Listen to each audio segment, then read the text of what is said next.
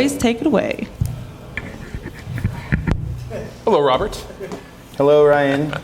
How are you on this fine evening? I'm great. Excellent. I'm excited to talk about vocal gear for singers. I'm curious about vocal gear. I'd never really thought about pedals for vocal. You know what? I will completely admit I know nothing about that entire world, and right? I can't wait to get to the actual gear. I was very excited that you were like, hey, I have a pedal board, and I was like, vocalists have pedal boards? That's no exactly idea. the point. But first, I would like to talk about the Vocalist Studio. Sure. What can I tell you? Tell us what it is. What are the 4 pillars of singing? Well, the Vocalist Studio is a vocal training company for singers. I'm the founder and wrote a book, and I produce a video content that helps singers around the world learn to sing. Absolutely amazing.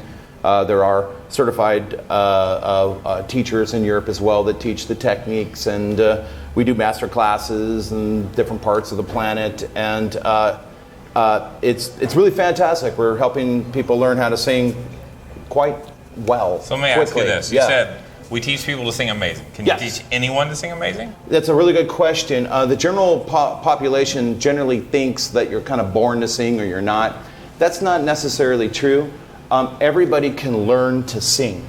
Singing is a sport. It's an athletic endeavor. It's very similar to gymnastics or, say, maybe ice skating or gymnastics, in the sense that it requires great physical strength and coordination, but also there's an aesthetic beauty to it as well. So singing is like that. When you come work with me, we're going to do special techniques and skills and what have you that will build the strength, the muscular strength and the coordination of your larynx and muscles inside, and in coordination with the respiratory system to make you learn how to sing great. Essentially, we're going to build a high-performance human phonation, a sports car, a fighter jet in here that'll enable you to sing any way you want to sing. And 9 out of 10 people can do it. If you have a big heart and you train, you got a good teacher and you're training to practice, you can learn to sing. So I think that's a common misconception that we briefly touched on, but myself included, until just right now, assumed, well, you just had to really be born to sing. It's not true. It's not true. The margin between the person that steps into my studio that has great talent or maybe a slightly favorable physiology for singing versus kind of the average Joe like me that needs to practice a lot to get better, the margin of difference is about 90 days of practicing. It's really 90 days. Yeah, it's not that big of a deal. It's all about what you're doing when you practice. It's all about the techniques that you're training.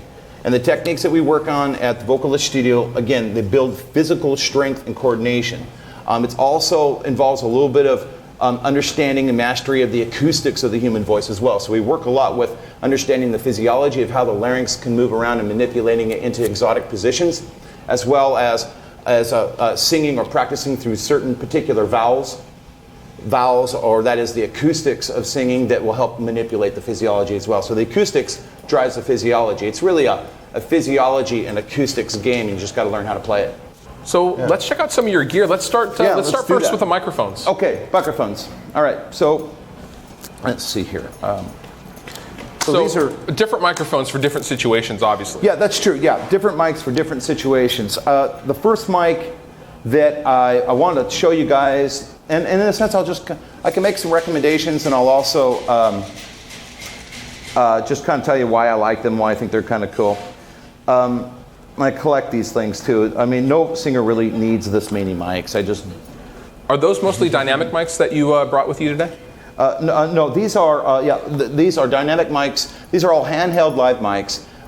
They're dynamic mics and there's handheld condenser mics. In recent years, microphone manufacturers have been making handheld condenser mics. It's kind of a new idea. Really? I was unaware. You didn't know that? I did not know that. Before you go past the quantity of mics, the one thing that I've definitely learned that I'd love to hear your opinion on is it's almost like the Harry Potter, the wand, the magician thing, that like there's a mic and a singer, and you can get the wrong mic for the right singer, if that makes sense. Absolutely.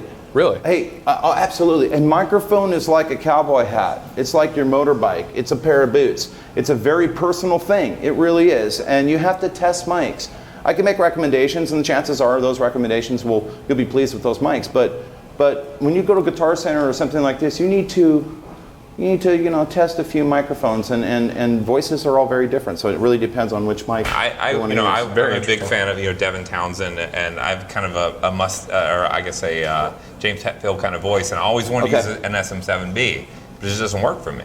Works great for me though. It's a great mic, but it doesn't work for me. Yeah, it's good. A lot of people talk about the Shure SM58. It's kind of an icon in the industry. Sure.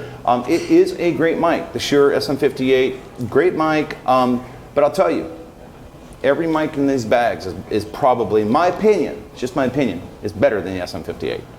So these are all great mics, but back in the day, all you could really get is like an SM58. Now, everybody's making a mic, they're getting into the game, and that's fun. It's cool because there's a lot of good products out there now that people aren't even aware of. I mean, I got some funky stuff in here.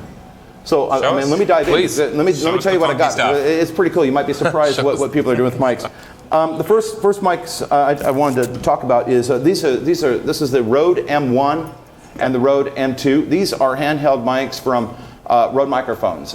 They're from Australia, and the Rode M1 is super durable. It's built like a Sherman tank. You can drop this thing on the floor. And in fact, we talked about the SM58. If you wanted a microphone to replace the SM58, it would probably be the Rode M1. Okay, it's fantastic. This is a dynamic microphone. It doesn't require power. If you give it enough gain, it'll kick ass and it'll just keep going all day long. It has good anti-feedback characteristics as well. It's really kind of made for really loud, noisy rock band jam rooms, so it won't feedback and stuff. It's a fantastic mic. This is the Rode M2. This is their condenser mic. It requires 48 volts power. You have to power this mic up. Because it's a condenser microphone, that means it's more sensitive. It has more presence. It's a hotter mic. And as I said before, in the new line of handheld condenser microphones, taking condenser mics into live shows instead of just only in studios. This is one of the few that are on the market, and it's great. Crazy. Best thing about Rode microphones, in my opinion, is they are super durable, and the value is great. I mean, for a really fair price, you get a lot of microphones. So I wanted to start with those guys because would be a mic that I'm certainly recommending. After that, another mic that I want to recommend is the Electro-Voice 767A. It's been a microphone that we've used at the Vocalist Studio for over 8 or 10 years. A lot of my students have gone out and bought it. I have several of them. The Electro-Voice 767A also is a great value.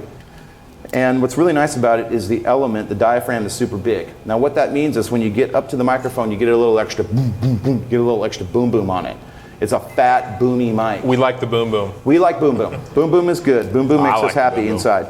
Yeah, boom boom is great. And the other thing that's really nice about the 767, and the company doesn't even know it, is it comes with a little rubber sleeve on the outside. Pull the sleeve off, and now the shank is really thin, and it makes it more ergonomic and fits better in your hand. It's absolutely fantastic. It's a kick-ass mic, 767A. Okay, now I'm going to get into higher-end, more expensive mics for good reason.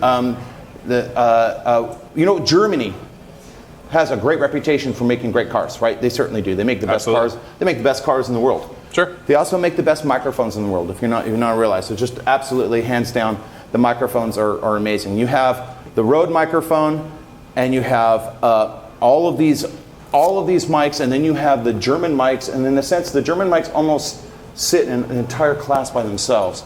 Before we run out of time, I want to show you these German mics. This is the Sennheiser 935E. Love me some Sennheiser. Oh my God. It's absolutely amazing. It is a kick butt mic. This is the AKG D7 from Berlin.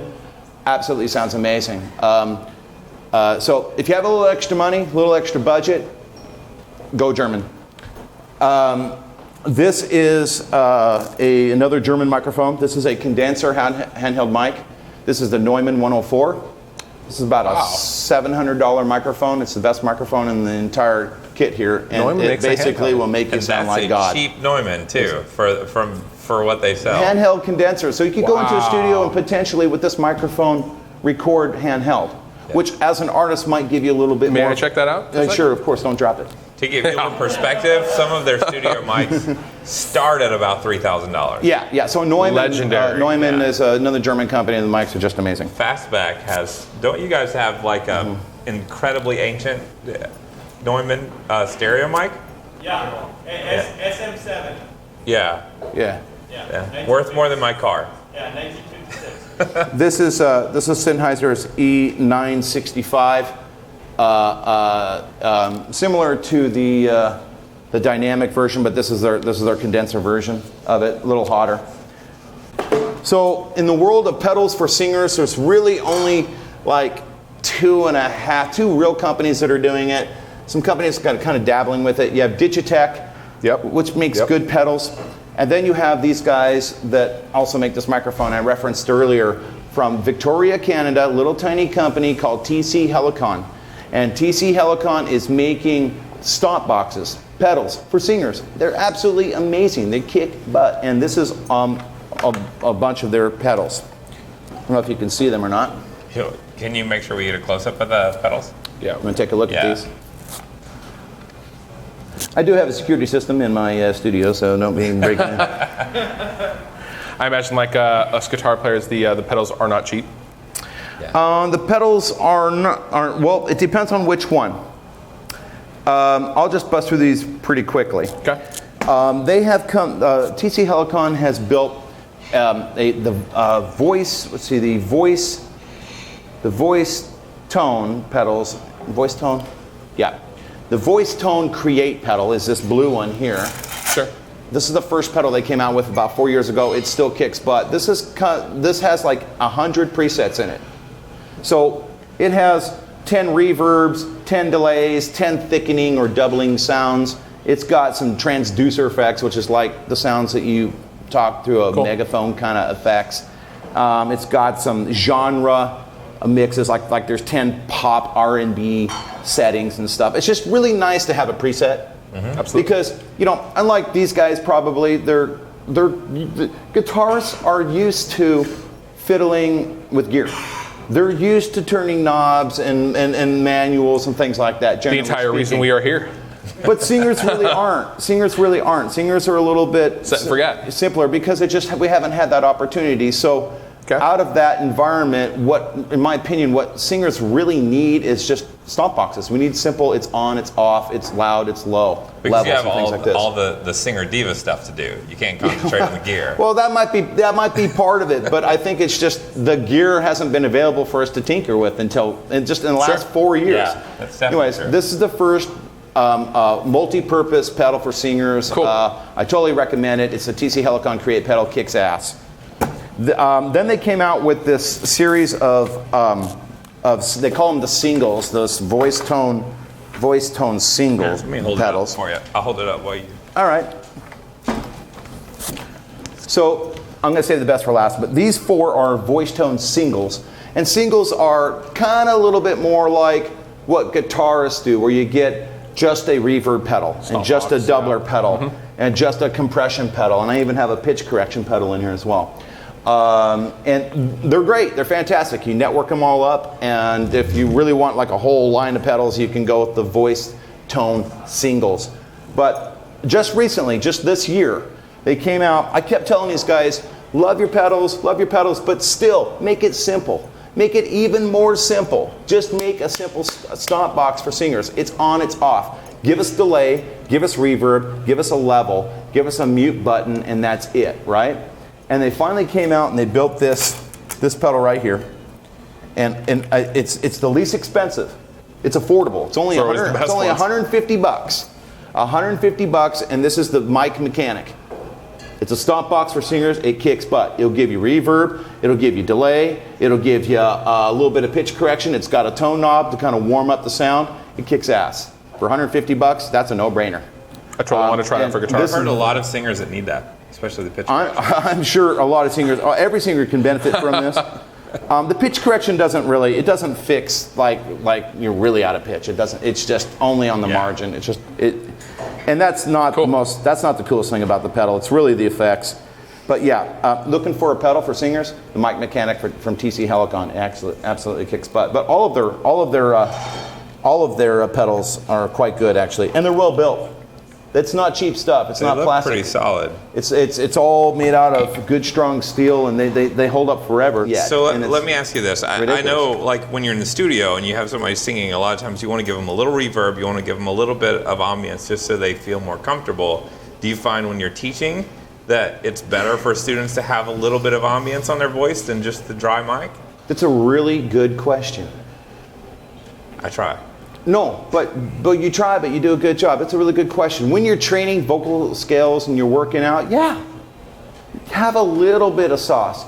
Now, don't have delay, don't have doubling, don't have flange, don't have the kind of the crazy stuff, but a little bit of reverb. Just a little tiny bit of reverb when you're training, absolutely. It's not going to hurt you a bit. Because when you're training, just like when you're practicing guitar or any other instrument, when you're training your voice, it needs to be fun too. And I tell you what, I mean, if I die and go to hell, someone's going to put a microphone in my hand and I'm going to have no effects. You know, because I mean, there's nothing worse. There's nothing worse than gigging or even practicing scales with absolutely some flat, dry signal and absolutely no sauce or depth to the signal. Compression and reverb required. Compression is okay, but at least just a little tiny bit. Just an old springy reverb is fine if you're training. If you're gigging, then, you know, get into the delay and some of the other stuff. Yeah. All right. Cool. Really stoked. I appreciate it, Robert. Thank you for coming. You're welcome. Thank you. Thanks.